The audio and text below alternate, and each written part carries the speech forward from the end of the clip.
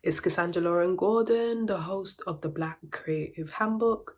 This platform is for artists, creators, creatives to survive and to thrive. Because being creative in these streets is hard sometimes. You always see on YouTube or whatever the people who make it, but what happens in the grind? And that's what we're doing right now. So today we're looking about how we can improve your creative processes. And it's very important because if you're creative and you want to make it, these are very important to determine if your project in your eyes are successful or not. So before I get into it, there's 4 points I really want to explore.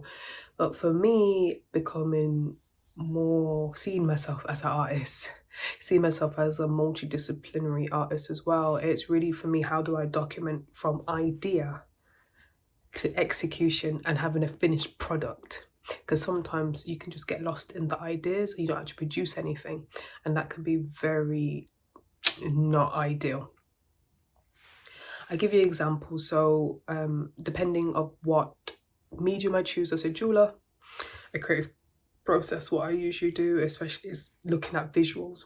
So I'm really into visuals and how I feel, very intuitive as a designer when I'm doing jewelry design. So I'm like, let me look what inspired me out there or what's in my arena.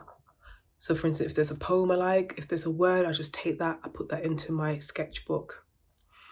If there's something on Pinterest, if there's something on Instagram, I just snap. I got literally thousands of pictures on my phone. I literally got like probably 20,000 pictures.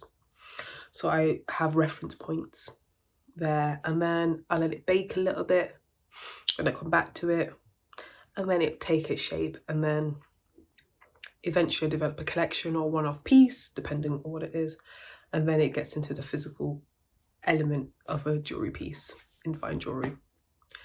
That's a very rough and very short idea about how I look at the creative processes. But what is very important, if you want to do something creative, is not just to have ideas, it's actually to how to execute them and having that confidence to do so. I just put it out there, being a creative, you have to be very visionary. Sometimes you see things which people do not see. And that reminds me of that clip with Sway and Kanye. When Kanye, there's a famous quote like, "How, Sway? You don't have to answer, Sway." Just like that. Because some people will tell you, if they work sometimes a 9 to 5, they can only see sometimes, this is how you do it. You need to get a job. You got to do this. You need a spreadsheet. It has to be like this. It can be very rigid. But if you're creative, sometimes you might see things in a different light. You can get from A to B by going from A to F to G to H and then go to B. It's not always linear. And sometimes if you don't have the social capital and people around you who can support you and see your vision, it can be quite isolating, and then you doubt yourself, and then you never get started, and then you never do what you want to do. So this is why building this platform, Black Creative Handbook, is to help people to see and to give that confidence that you can get to the next level with limited social capital. You know, your parents might say to you, you should be a doctor, accountant, or pharmacist, and you've got to find other ways of just getting there. So let's get into the lovely 4 points which help you to level up your creative practice or your creative processes. So number 1 is super important. It is the preparation, the planning stage. What are you doing? Because sometimes I've been accused of this. I have an idea, I'm just going to do it. And that's nice. Doing things sometimes on the impulse and you like, get it done, girl, and that's a get it done person. But you're not planning out the costs, the budget, the implications. What do you want from this piece of artwork or this creative entity? What's the longevity of it? Can you repurpose some of the content or the art? Who are you going to give it to? Who are you going to market it to? Come on. All those type of things you need to think about. What is the purpose? Is it just for you? Do you want to show anybody? You need to dig out what is the purpose and what is the end game of this creative piece or product. And for me, when I, depending on what medium I do, if it's video or it's a film or something documentary, I'm like, have my shot list. I have my idea, a sketch about where I want to go. What is your roadmap? That is so important. And just go off, because I've done it so many times. I've just done something and then I don't think about money. I just do it and then it just sits there. I want to make, for me, this is a personal preference, I want to make and create things which will stand the test of time, not throw away things, because making art and making creative things are not cheap. So I just want to make sure that I want to produce something that I'm proud of in 10 years' time, in 5 years' time. Preparation is key. What's that saying? Oh God, I always butcher quote, if you fail to prepare, you fail, or you fail if you fail to prepare. I need to look that up, but you get the sentiment. So the second point is incubation. Now, incubation, or how I would call it, the baking stage. I need to have patience with this, because sometimes it works for me and sometimes it doesn't. So let me explain what is the incubation or the baking in the oven stage. This is where you just let it sit. Just let it bake like a piece of bread. Or if you're pregnant, like a baby. Sometimes the ideas will not come to you from that planning stage just like that. You got to look at it. And this is where I think I do best in my poetry medium, where I write a little bit. A week later, I look at it, edit, talk to somebody, have some ideas, add to it, layer it. It's like a 3D printer. I'm just layering. And then the poem will come out. And then even when I finish the poem, when I think I finished the poem, I'm a performance poet, so I perform, and then I see the reactions. And when I see things, and I talk to people, talk to poets, and then I edit again. So I have lots of iterations before I even put it out there in the universe. So looking at that is a good example about how things bake. It can take years, it can take months, it can take a few minutes, but you have to be super, super genius poet, where you can just write one thing in one take and just perform it. And you can tell when you go to open night mics or something, when someone just writes something quickly on their phone or on the bus before a poetry performance, you're just like, rah, did I just leave up my house for this? Do yourself the audience, whatever audience, if you're doing it publicly or sharing your artwork public, please take the time to prepare. I'm telling you, I think it just gave me a flashback of when I used to do stand-up comedy. And when you earn your stripes as a comedian, you have to do a lot of open mic nights, and usually when you perform like really late because you're new, and sometimes there's newbies. You always perform around the newbies, not the established acts. And what used to get me was when someone will have a long pieces of paper, or they have their phone, and like, I just wrote it just now. I'm just trying, and I'm just like, and they're there for 10 minutes. And there's things in my life, this is a personal thing, there's things in my life which I cannot stand, and it hits my heart, and it hits my soul and my entire being. Bad comedy, bad films, bad theatre. It puts me in a bad mood for days, and I feel I was not strong. A lot, listening to hundreds and hundreds of hours of bad comedy when I was doing the rounds as a new act. So the next point, if you want to be better at your craft, after the incubation, the baking stage, is the illumination stage. Now, this is, for me, the favourite part of me. The favourite stage in the creative process is the illumination stage. This is when everything starts to have a shape and come together. Like, okay, I know the sense of direction. I can see from my planning stage or where it is now. I can't give an example. So let me think of an example. So when I was doing stuff around Black jewelers, and I was doing a report about challenges Black jewelers had. And I'm like, how's this? I don't know how this is going to go. I don't know how I'm going to write this report.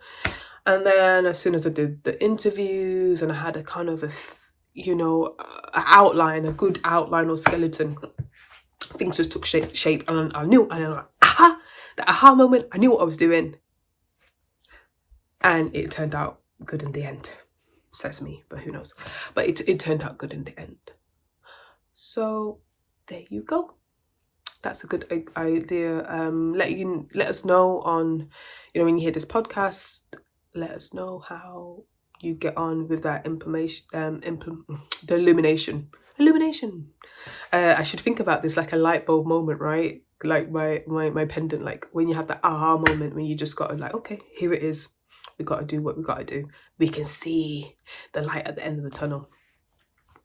Following on and developing from that light of the tunnel, when you completed the piece, or when you think you completed the piece, you have the verification or the evaluation stage. You're verifying, you're evaluating to see what is going on with your piece.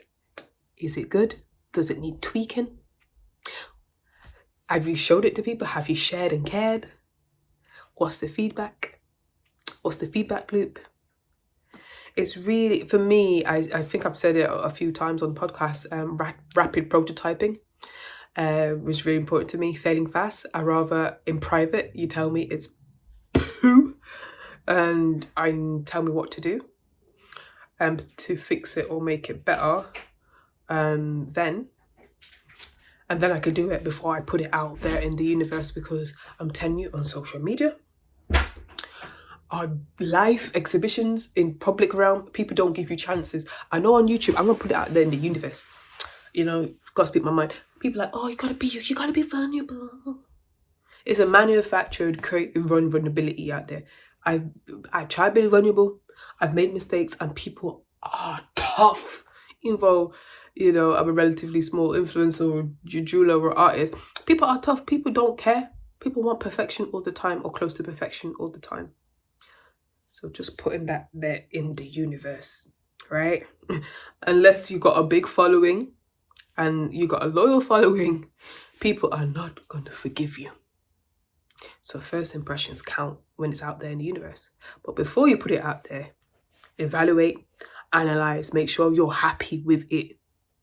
If you're doing it for yourself, do it for yourself. If you have a customer, or you have a target audience, test it before it goes out there and see what you feel comfortable with. Or you can just keep it for yourself. Some people just make art for themselves. All good in the hood. What I love to do with this platform, as it develops more, which it is do a little like group, like a crit. I love doing crits. Crit is like you can just share your work and people give you feedback. I'm very reflective, and I wonder how we can do that in this universe of like we share our work and we just give feedback. And I might just do that for the community, for the BCH podcast community in a couple of months. Definitely want to do it around summertime. We can do it online, meet in person. Let's see how it goes. And then the last bit is the extra bit. And I think I said at the beginning with preparation, which kind of is a full circle. Once you have your product, what's the longevity of it? How are you going to market it? How are you going to share it? Because I've done work where I'm just like, it's amazing. I think it's amazing. I'm like, can anyone see it? Hello? It's here. And there's so much competing people on social media. How are you going to get it seen? Who do you need to align with? Who do you need to collaborate with to get your work seen or get it to the next level? And you have to be quite strategic, but that comes from the planning stage. When you in the marketing sharing stage, you should have already thought it out already and then do it. What's going to be the social media assets after when you produce this piece of entity or this product? Who do you want it to see? Do you have a press list? If you want press to see it, do you have influencers who want to see it? Who's going to talk about it? Who's going to verify it? Who's going to co-sign for it? All these things needs to be there. Are you going to make money off it? What's the monetization strategy? All of those lovely things which sometimes I do not think of. Or does it link to your cult? Does it link to your signature work? How does it all link together? That should be in the planning stage, but now you should actually do it if you want your work to be seen. And that's why, so if you looked on my personal jewelry things, I'm doing a bit of a rebranding. I'm not posting all the time. I know everyone says you should post every day, but I post when it's right. I post when I've got something to say. Because just posting things on social media for the sake of social media is so dry. I want to create, as a content creator in this medium, rich content which actually can high value, which can actually help people than just saying, hi guys, look at me, look at my hair. Do you want to look at my skin care routine? Oh my god. No, I want to, high value content, with lots of attention. You got to grab people's attention, and people got short attention spans. So as I come to here, one thing before I go, I hope that helps with how to improve your creative practice, your processes to have a great 2022. Shake off the pandemic and the panorama life into new creative life. Since this is community and people reach out to me in the DMs and in real life, I'd love to see that. So if you can rate the podcast, interact on Instagram, that'd be so amazing. And keep this going. How do you think doing in-person events if you're in the UK? And how, I know I've got an American following as well. Thank you, Americans, USA. Our American cousins, like, how can we do things online to keep this community growing and helping more creatives to get through what they need to go through? I cannot wait to speak to you next week. I cannot wait to interact with you and keep on creating and make the world a better place, because we need it. We need people like you to create things to make people feel human, to document the world, to tell the times, and to feel loved. This is the Black Creative Handbook with your host Kassandra Lauren Gordon, to help creatives, creators, artists to survive and to thrive. Peace.